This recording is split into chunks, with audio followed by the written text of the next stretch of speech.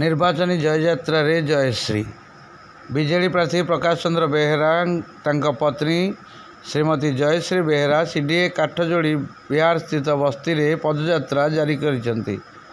BJD विधायक प्रार्थी प्रकाश चंद्र बेहेरा निर्वाचनी प्रचार रे सामिल होइछंती। पत्नी जयश्री आज स्वामी प्रकाश बेहेरा और तांका पत्नी जयश्री बेहेरा एकाठी कटकर वार्ड नंबर 4 और 5 रे पदयात्रा करिसेंती।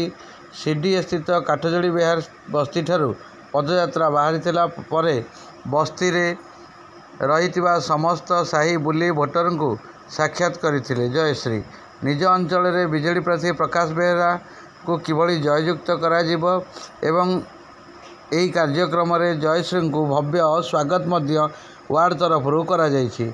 आगामी दिन रे पदयात्रा समय रे सरकारी योजना और लोकंक निकट में पहुँचवा श्री जयश्री बेहेरा तांका स्वामी सपक्ष रे निजर मतोक्ति करिसेंती।